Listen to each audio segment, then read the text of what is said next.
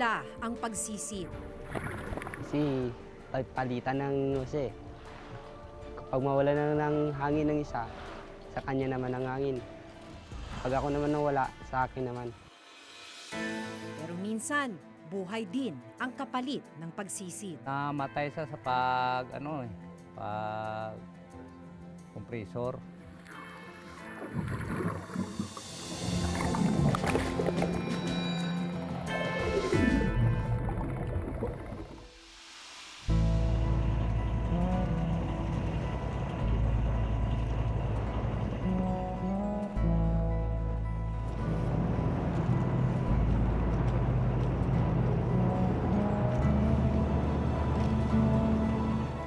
Medyo malakas yung alon kaya inabot tayo ng higit 2 oras para makarating dito sa Gigantes Island.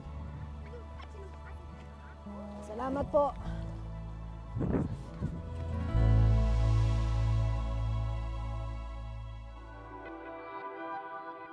Pagsikat ng araw, naghahanda na ang magpinsang sina Judy, 16 na taong gulang, at Bongbong, 14 na taong gulang, para pumalaot.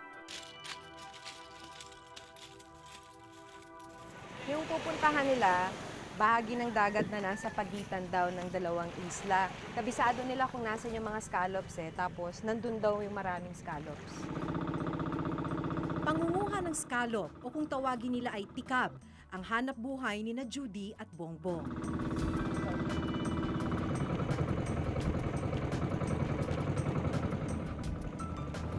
Saan madaming scallop? Sa islang yun. Yun, Oo. bali yung pang-apat na isla. Oo.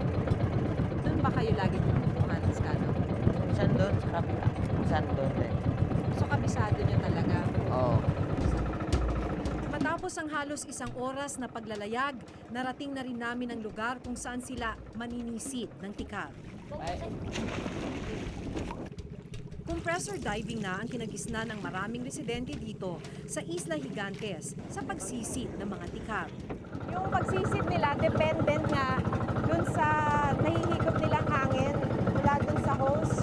Tapos ito, dependent dun sa makina ng bangka. Kaya yung sinasabi nila, kinakatakutan nila, pag napatit yung motor ng bangka, mawawalan sila ng hangin habang nasa ilalim ng dagat. Itinuturing na mapanganib ang paraang ito dahil kapag nagkaproblema ang makina, maaaring mapahamak ang sinumang nasa ilalim ng tubig. Unang lumusong si Judy. Sa ilalim na 40 talampakan, mabilis ang ginawang pagkuha ng tikab ni Judy.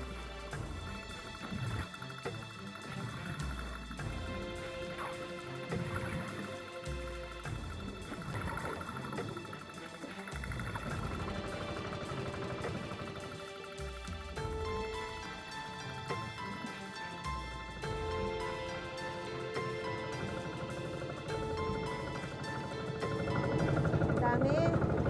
Babalik pa. Babalik pa ba?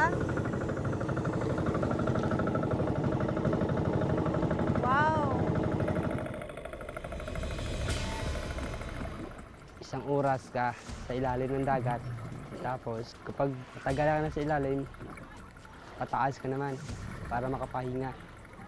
After 2 segundo, lulubog ka ulit. Habang sumisisid si Judy, nasa taas naman ng bangka si Bongbong. Nag-iisa lang kasi ang compressor sa kanilang bangka, kaya salitan daw sila sa pagsisid. Pero dahil kailangan raw nilang mas makarami ng makukuhang tikab, isang paraan daw ang kanilang ginagawa. Isang oras magpalitan ng 2. Pag mawala na ng hangin ng isa, sa kanya naman ang hangin.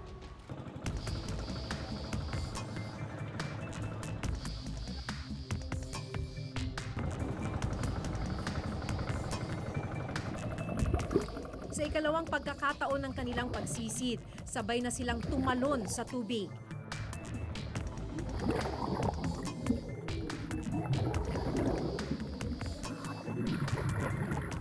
At habang nasa ilalim, salitan sila sa paggamit ng hose. Kailangan raw mabilis ang pagkilos bago pa lumakas ang mga alon.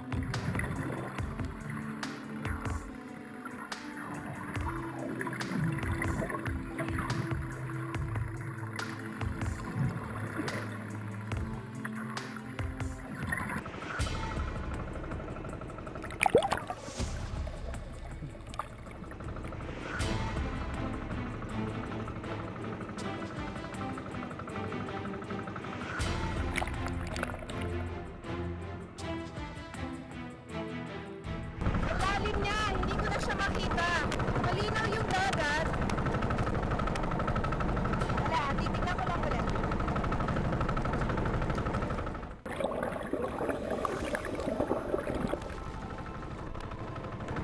Malinaw yung dagat, kaso ang lalim nila. Sa lalim ng dagat, mahirap isipin kung paano nakakaya ni na Judy at Bongbong ang pagsisid sa ilalim. Natatakot ka ba na mawalan ng hangin habang nasa ilalim?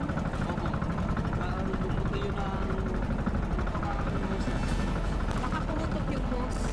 Ano mangyayari sa'yo pag pumutok yung hose?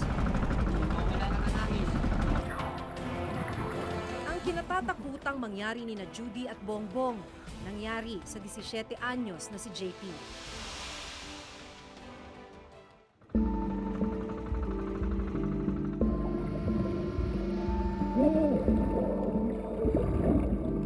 Ang hose na daluyan ng hangin ng kompresor na sandata ni na Judy sa pagsisid, siya ring dahilan ng pagkamatay ni JP habang sumisisid ng tikab. Namatay siya sa pag kompresor na lumos sa kuno. Huwag mo kung kakuang kay sugid na yan, nalumos sa kuno ya. Kompresor. 5 taon na ang nakakaraan pero sariwa pa rin sa alaala ng ama ni JP ang bangungot na nangyari sa kanyang nag-iisang anak. Sa kabila ng malungkot na sinapit ng kanyang anak, isa lang daw ang dahilan kung bakit may mga kabataan pa ring napipilitang sumisid ng tikab sa kanilang isla. Eh, ginahimo nila kay mga pigado mo. Pigado ang kwan sa pulo. Ayon sa survey ng National Statistics Office o NSO noong 2011, sa 29 na milyong batang edad 5 hanggang 17, nasa 3 milyon ang nasasadlak sa child labor o iligal na pagtatrabaho sa murang edad. 98.9% sa kanila ang may hazardous o mapanganib na hanap buhay, tulad na lamang ni na Judy at Bongbong. Nang ipagbigay alam namin sa Municipal Social Worker Office ang pagtatrabaho ng mga menor de edad, inamin din nilang sa amin lang nila nalaman ang ganitong sitwasyon. Sa ngayon, hindi naman na walang reported cases naman sa aming opisina. Na nagda-dive. Puntahan namin doon, validate namin kung really na nagda-dive sila sa in relation sa sa scallop. And then assist namin kung anong kailangan ng family at saka yung bata. Matapos ang mahigit 5 oras na pagsisid, oras na rin para makabalik ng isla ang magpinsan.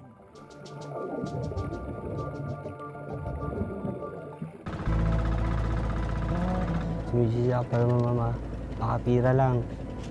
Binibigay ko naman sa aking ina. Gusto ko pa mapag-aral. Gusto ko makapagtapos.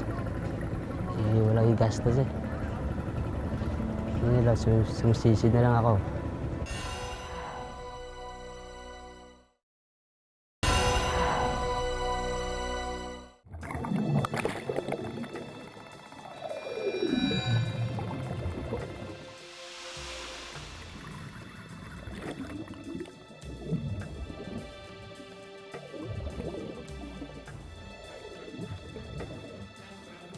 Mahigit 3 taon nang sumisisid ng tikab ang magpinsan. 12 anyos pa lamang si Judy nang magsimulang sumisid, habang 11 anyos naman si Bongbong nang matuto siya nito. Papasok ng grade 6 si Bongbong sa susunod na pasukan, pero si Judy 2 taon nang natigil sa pag-aaral. Bakit mo tinigilan na yung pag-aaral mo? Walang igastos eh. Walang ano? Igastos. Walang panggastos. Sumisisi ako para makapira lang. Binibigay ko naman sa aking ina. Bakit mo to tinitiis dahil dyan? Para makapagtapos sa mga kapatid ko. Sa pag-aaral. Gusto ko pa mapag-aral. Gusto ko makapagtapos. Walang igastos eh. Nila, sumisisi na lang ako.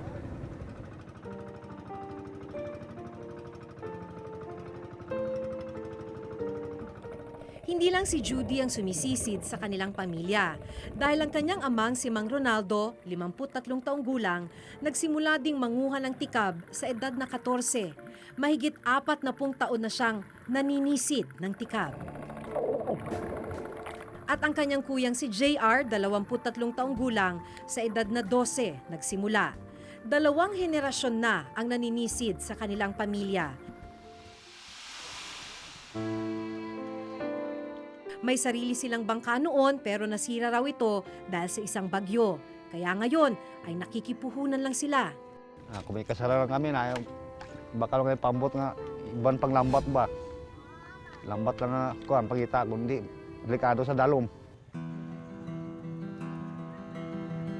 Pagdating sa Pampang, diretso sina Judy sa lugar kung saan nililinis ang mga tikab.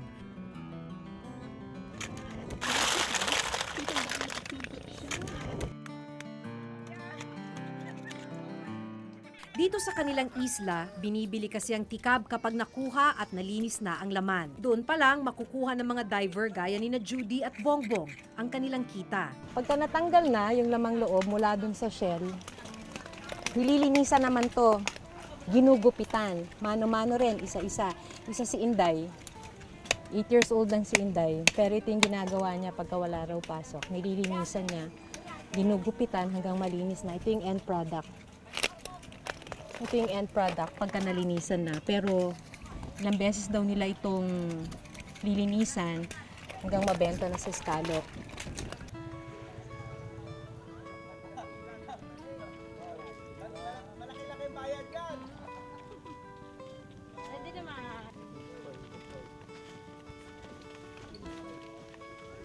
Pagkatapos malinis, diretso na sina Judy, Bongbong at ang ina ni Judy na si Aling Clarita sa bumibili ng nalinis na tikab. 6.4.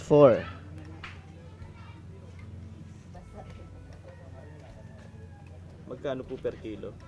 95. 95. So ang total ho natin? 608. 95 pesos ang presyohan per kilo ng mga middleman gaya ni Francis ng mga nalinis na tikab. Pero hahatiin pa ito sa tatlo. 12 pesos ang mapupunta sa naglinis, 25 pesos sa diver at 58 pesos naman sa may-ari ng bangka. Ibig sabihin, sa nakuhang tikab ni na Judy at Bongbong, 79 pesos ang sa naglinis, 379 pesos ang ibibigay sa may-ari ng bangka at 150 pesos naman para sa kanilang dalawa. 150. 150 para sa inyong dalawa. Oo. Tignan magkano kayo nun? 75. 75 pesos lang para sa mahigit 5 oras na pagsisid. Mula sa Isla Gigantes, ibibiyahe sa poblasyon ang mga nalinis ng tikab. 120 pesos per kilo ibinebenta ng mga gaya ni Francis sa mga planta ang tikab. Kapag nakarating naman sa mga supermarket, umaabot na sa 300 pesos per kilo ang bentahan nito. Sa isang restaurant dito sa Manila, nasa 300 hanggang 600 piso naman ang halaga ng isang putaheng may tikab o scallop. May ilang kumpanya rin na nag-e-export ng mga processed scallop sa iba't ibang bansa, gaya ng Taiwan at China. Ang siklong ito ay patunay lang raw na ang mga mismong nagpapakahirap para sa pagkuha ng produkto ang mas hindi nabibigyan ng patas at sapat na porsyento sa bentahan nito. Yung kanilang nakukuhang halaga na scallops ay hindi sapat ang kabayaran na binibigay ng mga companies sa ganito. Malaki ang role ng government para i-regulate ito para sa pakinabangan ng mga producers o mga kumukuha nito. Nang itanong namin sa Municipal Administrator ng Carles na sumasakop sa Isla ng Gigantes kung may plano silang i-regulate upang hindi maging peligroso ang ginagawang kabuhayan sa isla, inamin niyang hindi pa prioridad sa ngayon ng lokal na gobyerno ang tungkol dito. As of now, there are still many things to be attended to with the development of the municipality, with the blooming tourist industry. Kailan kaya sila magiging aangat sa prioridad ng munisipyo? Hopefully, hopefully they can make themselves identifiable, no? So that they can get special attention, something like that.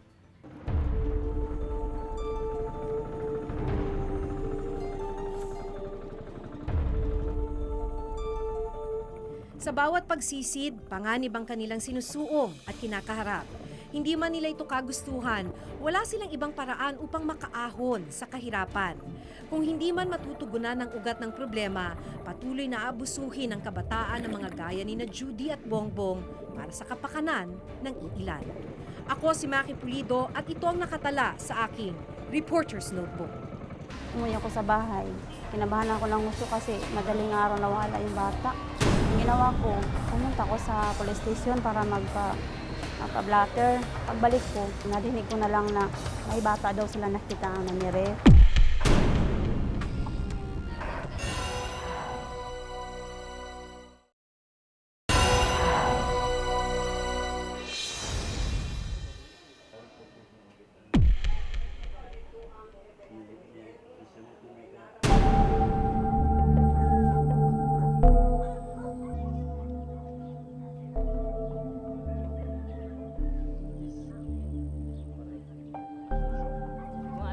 Walang malay, magaang mukha at walang saplot. Ganitong kalunus-lunus na kalagayan ng matagpuan ng 2 taong gulang na batang itatago namin sa pangalang Aya. Dahil sa sensitibong ulat na ito, sadya naming itatago ang pagkakakilala ng mga kaanak at kapitbahay ng biktima. Kwento na magsasaka at saksing si Ricardo, hindi niya tunay na pangalan.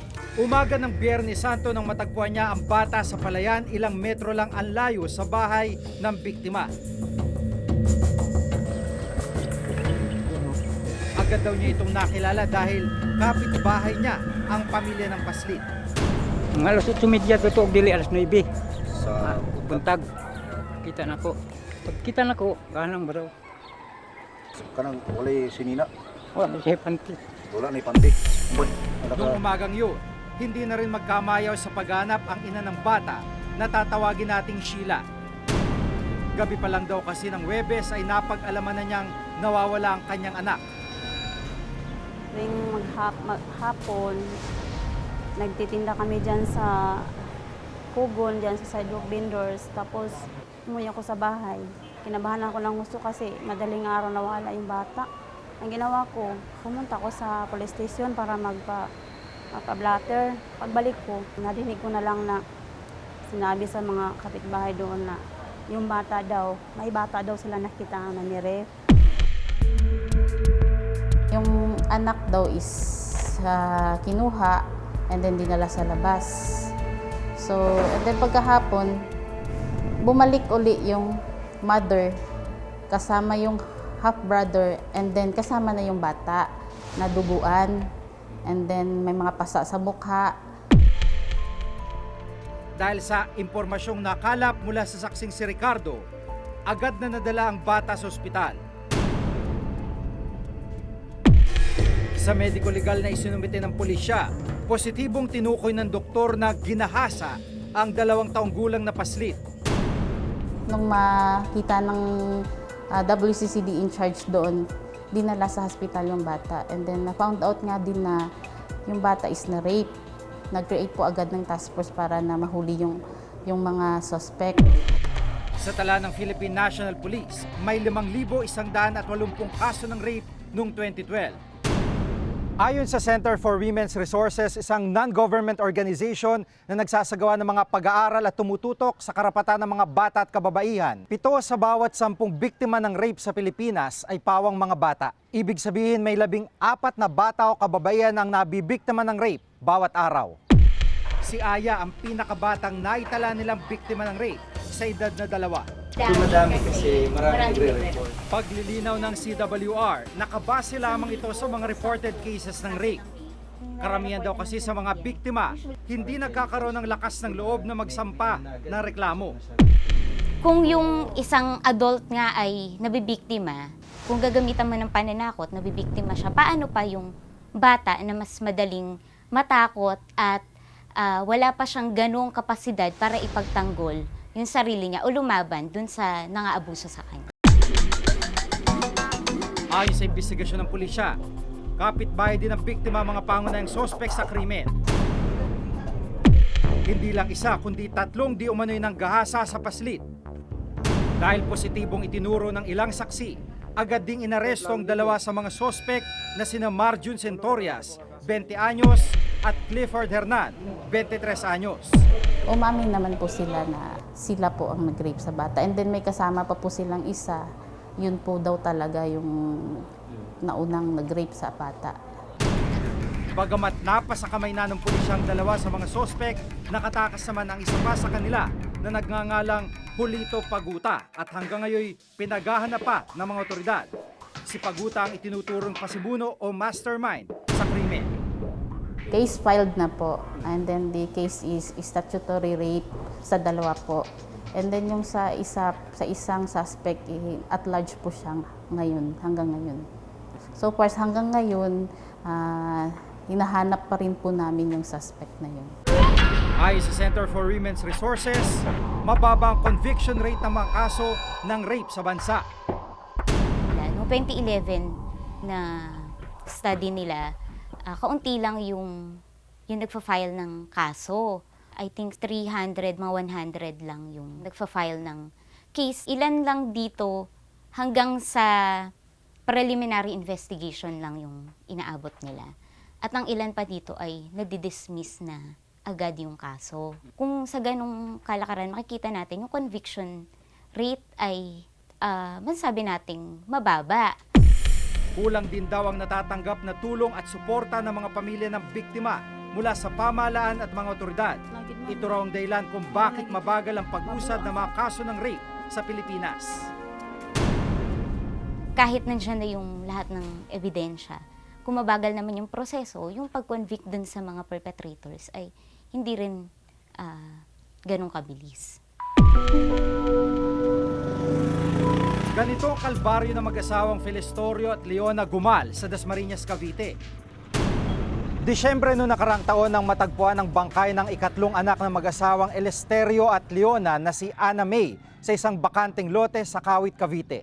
Walang saplot at may bakas ng pagsakal ang batang si Ana May na pumanaw sa edad na 12. Pang-4 na pulinarya bago kami nakarating dun sa pinalalagyan niya. Sa Messina po namin natagpuan. Nakaano na siya, nakahiga sa dun sa pulinarya. Malinis na siya. Nung unang bungad ko po, hindi ko po inaasahan na talagang siya kasi talagang halos hindi mo makilala ang mukha eh. Ang taba na, talagang magang-maga. Dahil sa Kawit na tagpuan ng bangkay ni Ana May, Kawit Pulis ang unang humawak ng kaso. Pero ayon kay Leona, ipinagbigay alam sa kanilang ililipat sa Dasmariñas ang kaso dahil sa doon sila nakatira. Bali may mga pulis din na pumunta dito. May yung pulis Kawit, si Gonzales. Tapos may mga pulis Dasma din na pumunta. Pero, yun. Ang sabi kasi, tinurn over na daw sa pulis Dasma.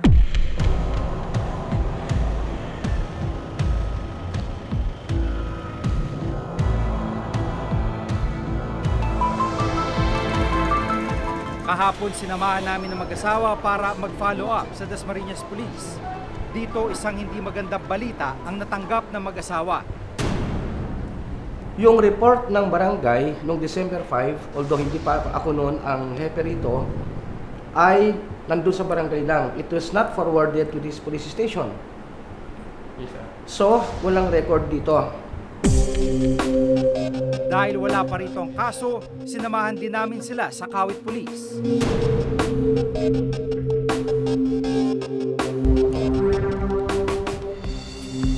Dito nakumpirma nilang hindi pa nga na-turn over ang kaso sa Dasmariñas Police. Hawak po ng DASMA kasi nga hindi lang po nagkaroon ng proper turnover ng mga kaso tungkol doon sa pangyayari. Kaya ho nagpabalik-balik po yung mga tao.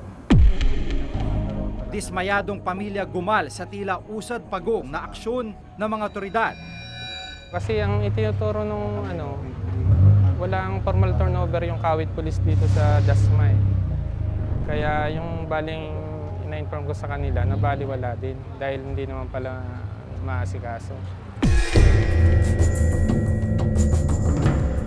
Ipinakikita lang daw ng ganitong mga kaso ang kakulangan sa implementasyon ng anti-rape law sa bansa.